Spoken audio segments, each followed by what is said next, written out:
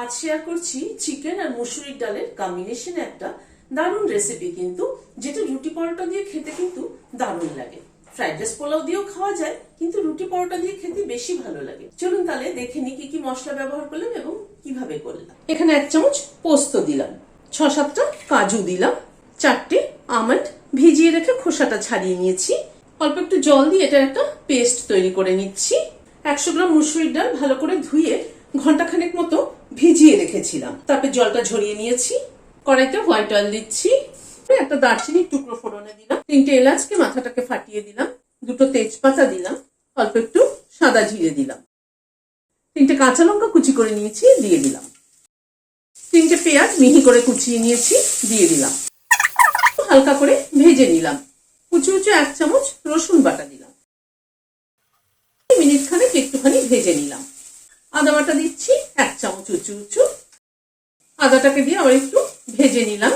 এবার কিছু গুঁড়ো মশলা অ্যাড করে দিচ্ছি। এখানে হলুদ 1 চামচ, কাশ্মীরি রেড মির্চ 1 চামচ আর ধনের গুঁড়ো 1.5 চামচ আছে। এখানে 2টো টমেটো চপ করে রেখেছি। এখানে 500 গ্রাম বোনলেস চিকেন নিয়েছি, দিয়ে দিলাম। চিকেনের টুকরোগুলো কিন্তু খুব একটা বড় না। কষিয়ে নিচ্ছি। নুন আন্দাজ মতো দিয়ে দিলাম, ঢেকে দিলাম। গ্যাসের ফ্লেমটাকে মিডিয়ামে রাখলাম। চিকেনটা কুক হোক। প্রায় মিনিট 5 মতো ঢাকা ছিল, ঢাকাটা খুলছি। চিকেনটা কিন্তু হাফ কষানো হয়েছে, পুরো কষানো এখনো হয়নি। কসুরি মেথি দিয়ে দিলাম 1 চামচ। 2 টেবিল চামচ দই ফেটিয়ে রেখেছিলাম, সেটা দিয়ে দিলাম। গ্যাসের ফ্লেমটাকে একদম কমে রাখলাম।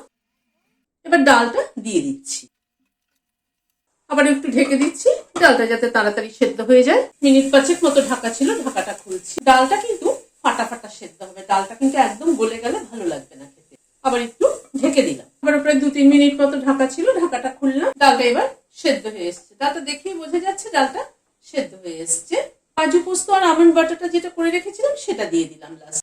একটু কষিয়ে নিলাম। সামান্য একটু গরম জল অ্যাড করছি, জাস্ট খালি একটু গা মাখা হওয়ার জন্য। গ্যাসের ফ্লেমটাকে বাড়িয়ে দিলাম, ফুটে উঠুক। অল্প একটু চিনি দিয়ে দিলাম, 1 চামচ ফ্রেশ ক্রিম দিয়ে দিচ্ছি। লাস্টে ধনেপাতা কুচি খানিকটা দিয়ে দিলাম।